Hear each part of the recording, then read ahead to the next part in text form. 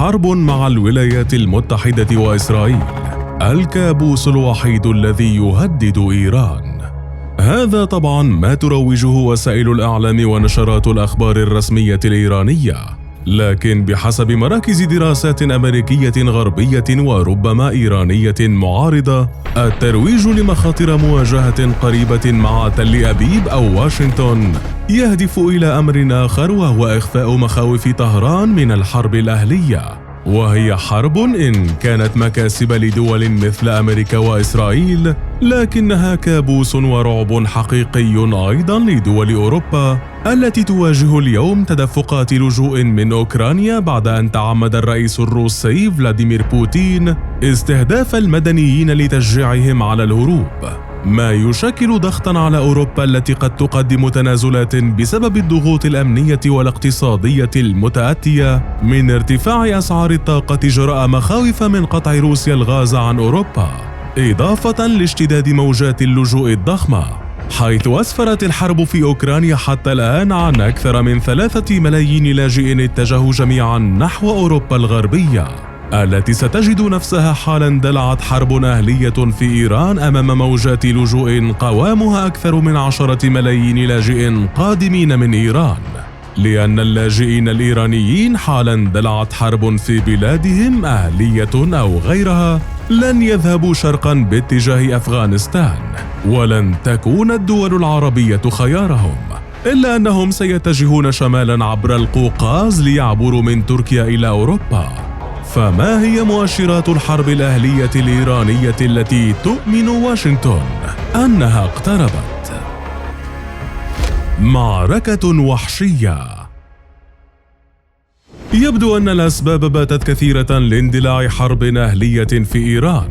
وعلى رأسها حدوث اضطرابات داخلية في إيران جراء المخاوف من عدم حدوث انتقال سلس للسلطة بعد وفاة علي خامنئي المرشد الأعلى للثورة الإيرانية، خاصة في ظل وجود المحافظ المتشدد إبراهيم رئيسي كرئيس لإيران منذ فوزه بالانتخابات الرئاسية في يونيو عام 2021، حيث تتحدث دراسات تحليلية غربية عن توقعات بأن تصل الاضطرابات في إيران قريبا إلى مستوى حدوث معركة وحشية عند وفاة خامنئي المريض،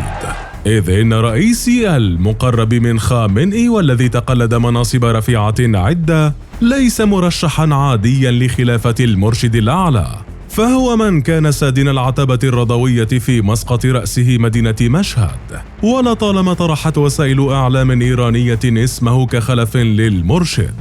ولأن هذا المنصب لا يتضمن السيطرة السياسية المطلقة فقط على البلاد، بل بات عملا مربحا جدا كونه يسيطر على مصالح اقتصادية بمليارات الدولارات، فإن النزاع حول منصب المرشد الأعلى الإيراني سيمتد ليشمل أسماء أخرى لخلافة علي خامنئي، بينهم نجله مجتبى، إذ تفيد أنباء أن خامنئي نقل بالفعل صلاحياته لمجتبى بعد تدهور حالته الصحية،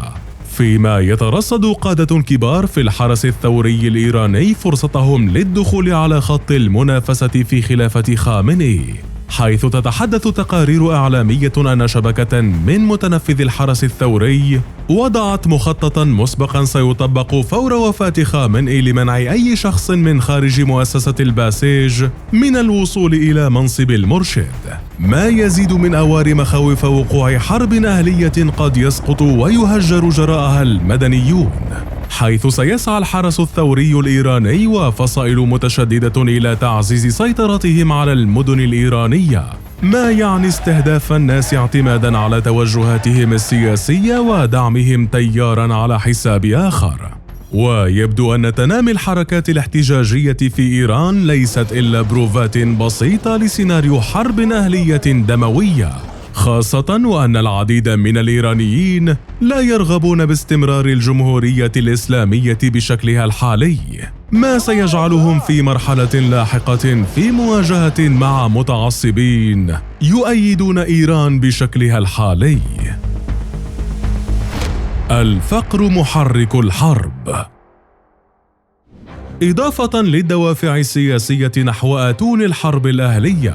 تتربع المشاكل الاقتصادية التي تلوح في الأفق في إيران على عرش الأسباب التي تنذر بهذه الحرب، إذ إن أمنيات خامنئي في أن تشهد السنة المقبلة حلاً لمشاكل اقتصادية في إيران قابلتها حقيقة مواجهة إيران بوادر انهيار اقتصادي مع انخفاض صافي رصيد رأس المال وفق بيانات البنك المركزي الإيراني، ما يبقي الشعب الإيراني في معاناة مع أزمة اقتصادية ومعيشية خانقة. تقول السلطة في إيران أن سببها بشكل أساسي العقوبات التي أعادت واشنطن فرضها على طهران بعد قرار الرئيس الأمريكي السابق دونالد ترامب الانسحاب من الاتفاق بشأن البرنامج النووي الإيراني في عام 2018، ما يجعل كثيراً من الإيرانيين ينتظرون فرج الحال حال رفع العقوبات أو تخفيفها بأضعاف الإيمان، مع إمكانية وصول مباحثات فيينا إلى اتفاق نووي جديد بعد أن بلغت المفاوضات مرحلة حاسمة ونهائية، في وقت تذهب مراكز دراسات اقتصادية وتقارير غربية إلى أن مرد الفقر في إيران لا يرتبط عضوياً بالعقوبات، وإنما بفساد متجذر في هيكل سلطة الملالي، ما يجعل إيران متحضرة بكل الأحوال لمواجهة مظاهرات واحتجاجات قد تنتهي إلى حرب أهلية، لأنها ببساطة لا تملك حل مشاكلها الاقتصادية المتفاقمة في ظل مصاريف متزايدة لتصدير الثورة الإسلامية الشيعية خارج حدودها، والصرف على الميليشيات المستأجرة في سوريا ولبنان والعراق واليمن، إضافة للإنفاق الكبير على تمويل برامج تصنيع الأسلحة خاصة الصواريخ البالستية وتخصيب اليورانيوم في المفاعل النووي، في وقت يعيش معظم الإيرانيين تحت خط الفقر،